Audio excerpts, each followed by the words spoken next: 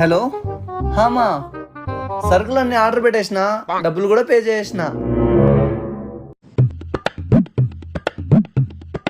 Hello హామా, ఈ నెల ఈఎంఐలు అన్నీ కట్టేసినానులే, మీరేం టెన్షన్ పడకండి.